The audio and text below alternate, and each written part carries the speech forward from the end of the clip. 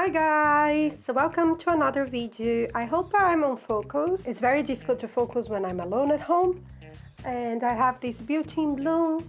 We're not gonna talk about it, but I love this plant so much, and I'm so in love. Usually the Endurbians are not my favorite type of orchid, but if they are like this one, it's quite compact, produce this amount of flowers, and it's so beautiful. I would have a ton of them. We will talk about that gumbo selection of orchids that I bought in the end of last year, I think, and I've been creating videos almost monthly about them. From this point on, I'll probably not post every month because I don't have much going on with them. So I will show you when I have some repotting to do, when I have some good news, then maybe we can revise all of them or check on them together. But today I want to repot that Prostica, the tiny one, the seedling one that was inside of the cup. It has long roots, it has multiple pseudobulbs now, so the newer growth is going to be the fourth pseudobulb. Although it's a seedling, it's very small and I have to be really careful with it. I know that I can repot them safely in a new pot. It's going to be a tiny pot for now, but I want to take you along, show you how I'm going to repot this tiny thing, and also I will update you a little bit about the other ones while I repot this one. If you have seen the other videos on this series, let me know down below. If you're curious to know about the other orchids a little bit more and about the haul that I made last year, I'll leave all the playlists down below. And more than that, let's start repotting this beauty and let's talk about it a little bit. This plant is native of Central America. It's a species. Apparently the flowers, they smell really nice and they look amazing. I really like Prostichias. I don't have many, but the Prostica vitellina, that's the famous orange orchid, I do have it. It's struggling a little bit, but I love it so much. This one is a seedling, so until it becomes a mature plant, it will take a long time. I need to remove it from here and repot it. This plant is intermediate to warm growth type of orchid, so it should be ideal for home conditions. The only thing, as I mentioned, since it's not a mature plant, it's a little bit more sensitive. You have to be very careful. Most of the orchids that I have that are seedlings, they struggle if you have a pest infestation. They are prone to be eaten faster and destroyed. If they catch any disease or any type of rot, they will die faster as well, so we need to be careful. I have here a pot. It's not a tiny pot, but I think it will be okay. This one has something around 1.1 maybe inch. No, 6 centimeter. Okay, that makes more sense. So I will pot it here. I will try to use more moss than bark. I'm gonna fill the pot with moss because that's how this plant is potted. It's inside this moss, and the moss became a live moss. Very good quality of moss inside this pot. So that's what I will do, and hopefully the roots will survive. Talking about the other orchids, so let me remove this. I don't know exactly what will happen to them. So, oh, the roots are so cute. The Pleurothallis and the Oncidium Twinkle, they're both doing very well. Look, I don't have a pair of gloves, but what I need to do is basically get that. I don't want to put my hand, I have to wash it. That's the pesticide, the stick pesticide that I've been using for a while now. And it's working amazingly with my orchids. I don't have any issue. I know that it will fertilize the pot a little bit, maybe, who knows.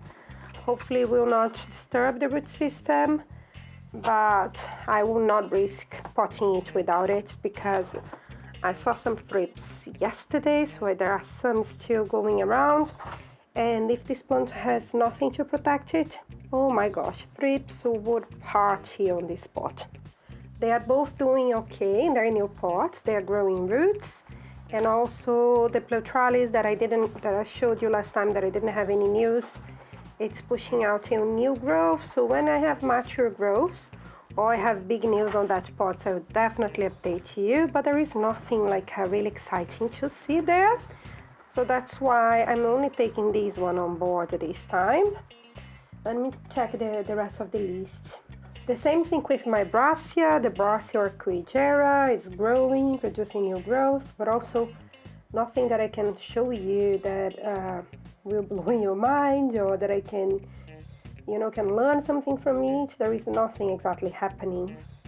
The Firelighter Red is also growing. It has live roots, so amazing news, especially for someone that is always able to mess up with Cattleyas. So it's doing well. Oh, my Odontoglossum, unfortunately, I think I will lose it. If you don't remember, it was potted with my Brassia. It came with roots. I thought this one was one that I would save for sure, but it tried to push out a new growth, but the new growth rot. I think it's rotting actually, it's not completely rotten, and the pseudobulb is rotting as well. So this one is gonna probably be a lost. I will lose it very, very shortly. I am almost sure. Have to be careful not to bury that, because if I bury that, I may rot the new growths, especially if some water will get trapped here. We have to be very careful with that. Something else is I'm not gonna add any slow release fertilizer because I don't know how the pesticide will act in this pot. But that's it. I didn't spray hydrogen peroxide because I did that before I put that inside this plastic cup. That was the main reason. So I didn't need to do it again. But it was very simple because it's a very, very tiny plant. And it is so cute, and it's spotted now. I don't know where's the tag. Haha. Now that would be difficult for me to remember. Very easy. So it's here. I will clean the table and I'm gonna update you. 1 second. That's my tiny plant, completely repotted.